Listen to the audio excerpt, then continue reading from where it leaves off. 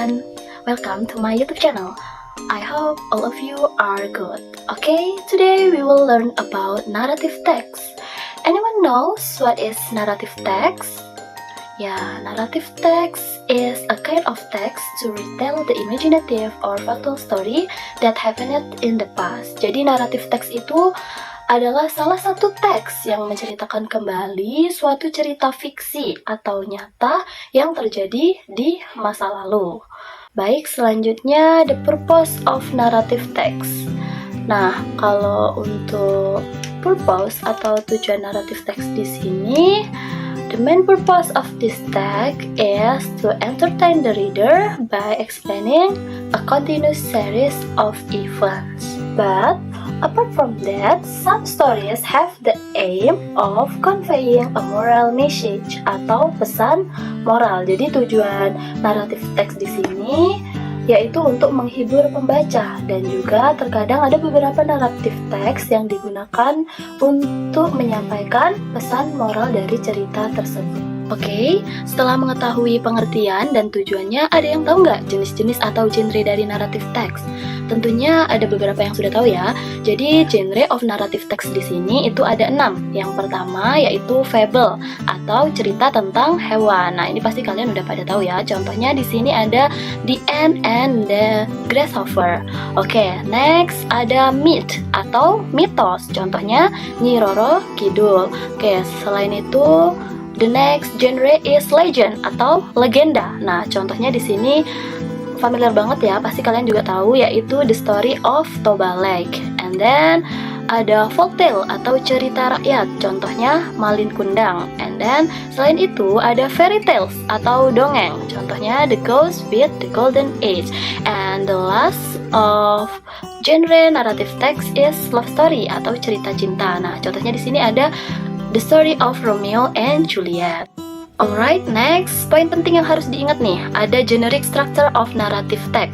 Jadi seperti beberapa teks lainnya, generic structure of narrative text ini dibagi menjadi 3 atau terdiri dari 3, yaitu orientation, complication, and resolution. The first one is orientation atau orientasi. Nah, bagian ini merupakan pendahuluan cerita yang berkenaan dengan siapa, kapan, apa, dan di mana.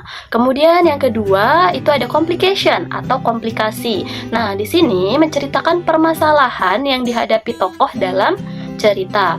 And then the last generic structure is resolution atau resolusi. Nah, kalau bagian ini nih dia menunjukkan akhir cerita, dan terkadang terdapat pendapat dari sudut pandang penulis. Alright, semoga sejauh ini bisa dipahami ya. Sekarang mari kita lihat contoh naratif teks berdasarkan generic structure yang sudah kita pelajari tadi. Oke, di sini ceritanya yaitu Danau Toba atau The Story of Toba Lake. Nah, seperti yang dapat kalian lihat, di sini diawali dengan once a fisherman named Batara Guru Sahara live in Bataclan. Nah, di sini merupakan orientation atau pendahuluan tadi ya. Kemudian ada yang kedua ditandai di sini yaitu complication atau permasalahan yang dihadapi oleh si tokoh. And then the last is resolution atau resolusi. Jadi seperti yang sudah kita pelajari tadi, contohnya di sini memiliki 3 generic structure, yaitu orientation, complication, and resolution. Oke, move to the next slide, the language features of narrative text atau kaidah kebahasaan dari narrative text. Nah, di sini kaidah kebahasaannya ada beberapa jenis. The first one is use adverb of time, seperti once upon a time, one day, once, and etc. Nah, narrative text itu sangat umum ya ditandai dengan kata-kata tersebut.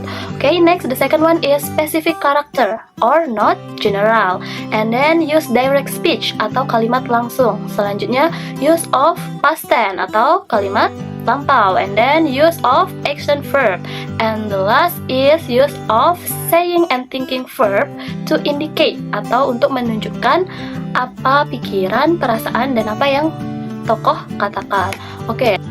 Baik, udah habis ya ternyata materinya. Selanjutnya di sini ada assignment. Nah, jadi ada tugas untuk kalian yaitu mencari sebuah naratif teks dan menganalisis strukturnya. Jadi tugasnya ini ditulis tangan ya student, kemudian nanti dikumpulkan di next meeting. Okay student, I think that's all for our lesson today. Thank you for your attention and see you next meeting. Bye bye. Wassalamualaikum warahmatullahi wabarakatuh.